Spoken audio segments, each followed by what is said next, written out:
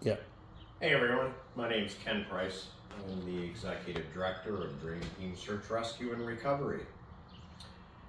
We've been asked by a few rescues to tell them how we do our food bag, what we call our food bag trap. So that's what this video is. And we're going to make a few more videos for you on other subjects coming up in the future. Stay tuned for that. But this video is to show you what we've done with this is actually a 4x6 dog pen. So it's 4 feet wide, 6 feet long, 4 feet high dog pen that you can set up in your backyard. And these have forks usually that come down. So what we've had to do first and foremost is we've had to take those forks off, and we've actually added an actual gate latch. So now when the door slams shut, it latches, and there is no way that that door is going to open again. So that's the first thing you have to change. This is just a regular dog pen. Change that so you get a secure gate. But then other than that, there's not much more that we've had to do to this. We had to put a roof on it. Now, I happen to be at Mike's place, and Mike is where our traps are stored, his house, and he's our repair person for the traps, and he has just finished doing a repair to 4x6, and that's the roof here. So we had a roof on there. You'll notice this one's nice metal roof. That's new. I'll explain that in a minute. We had one on here like this that was the plastic, the snow fencing.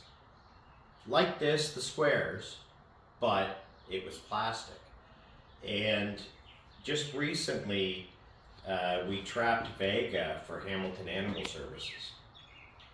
And one of our officers was stationed right beside the trap, hidden in a vehicle, and I was around the corner.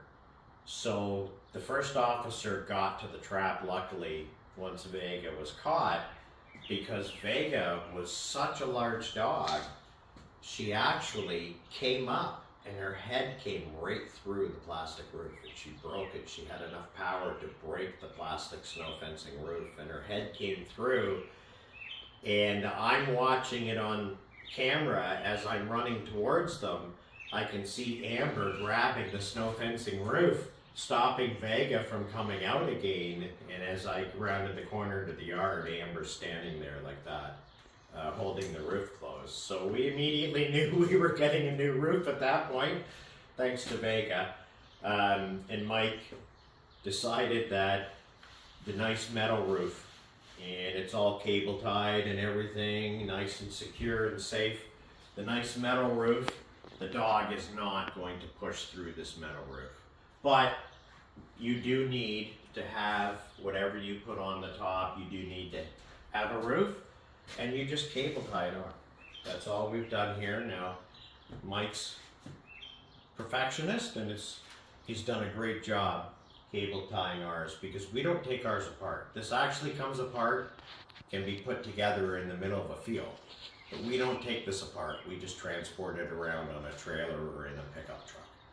So cable tie your roof on, cable tie your roof and your fence together, makes it all secure top. And then we also cable tie the bottom all the way around. This bottom is all cable tied, just so the dog can't push the fence, just to be nice and secure.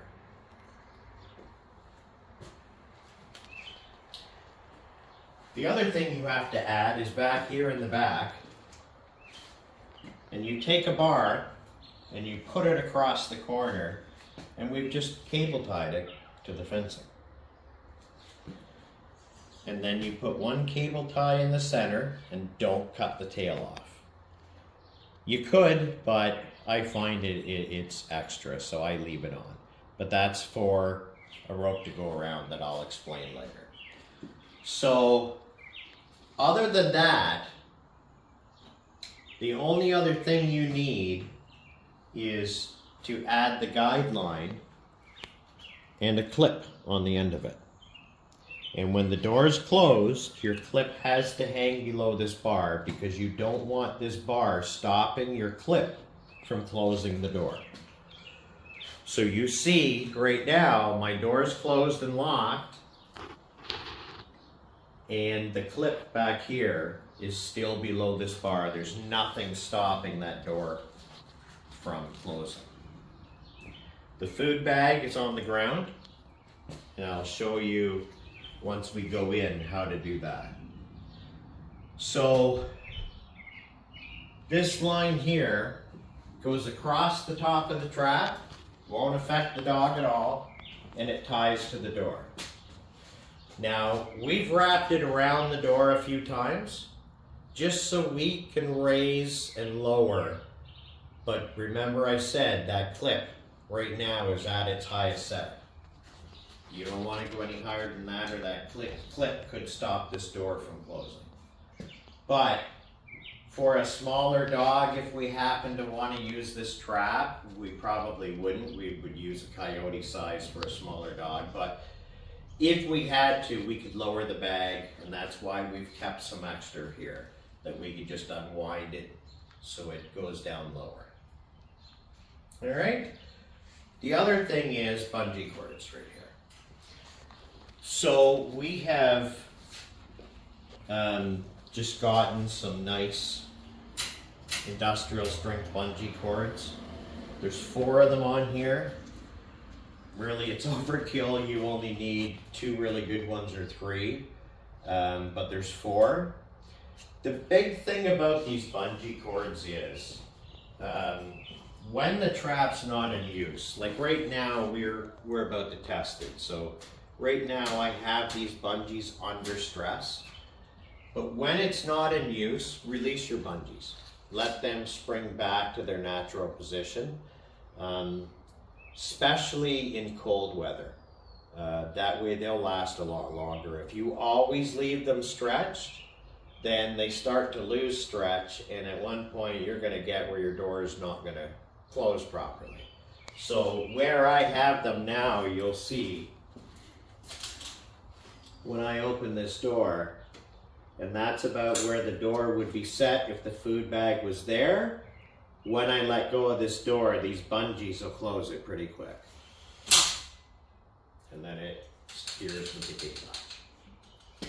And again, that clip did not interfere whatsoever, and that's very important.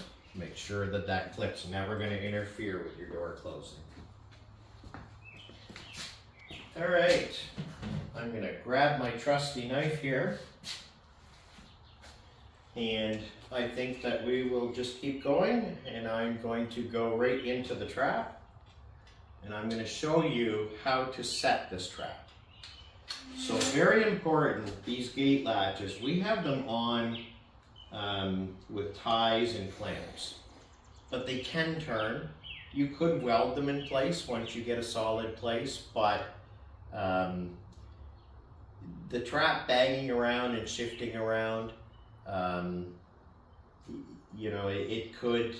we felt it was better to be able to move them if the trap shifted or bent a bit or anything, so we didn't weld them on, but you have to be careful of them going in and out, that you don't turn them. So I usually go down and just crawl. And my whole team gets a good laugh out of this. Okay. So always the first thing you do is make sure your door closes and it latches properly before you get it set. Okay? So we use a freezer bag. Now, I've only got kibble in here for the weight for the demonstration, but we would put our normal weight in there, kibble, wet dog food, other meats, venison, whatever we happen to be using for that specific dog is what would be in here. So what you do is take a sharp knife and we make a bowl. So I cut.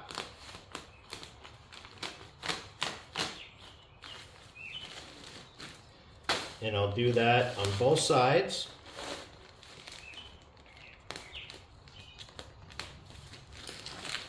All right, so now we're making like a bowl. And look at me spilling it all. All right, we don't want to leave any on the bottom of the floor because you want them to take the food bag, not give them a meal before they get it.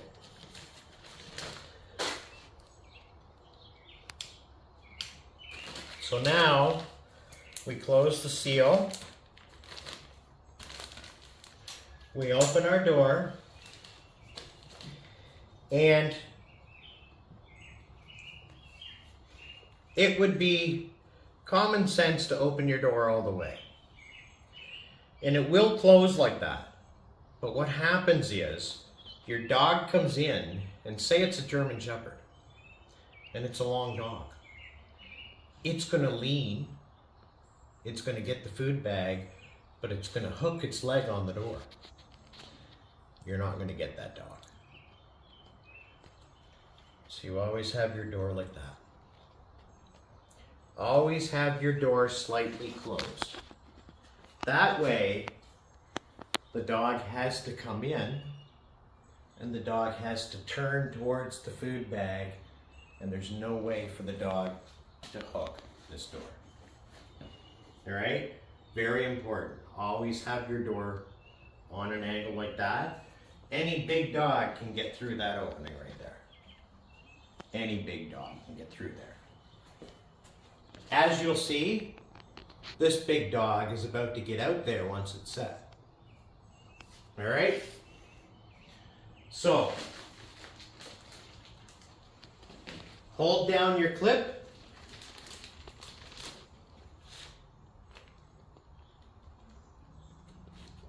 Clip your bag to it.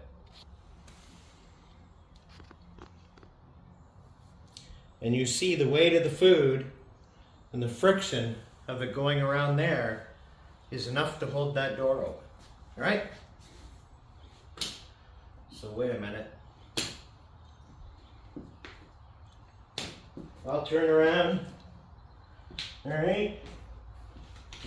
As you see, I can get through that. Okay? Wagging my tail because I smell food. I come into the trap. I see the food bowl that I've made here.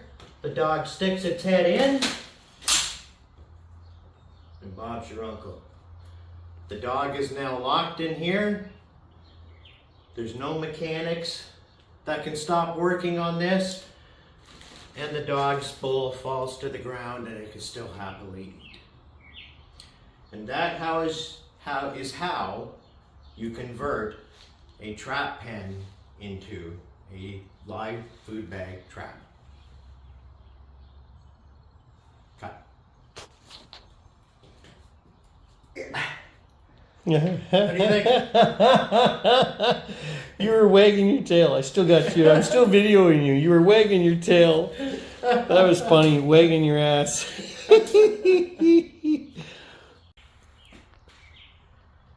All right. P.S. And this is something very important that we learned with setting these traps up. And specifically with Vega, when I told you that her head came up and right through the roof, we also peg down, oh sorry, wrong size peg.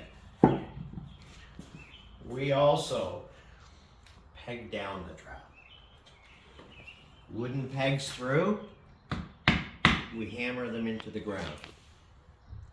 So when Vega came up and her head came right through the roof, we had 2 pegs on the front, 2 on the side, 2 on the back, and 2 on the side. And Vega actually broke all the wooden pegs except for 2 of them.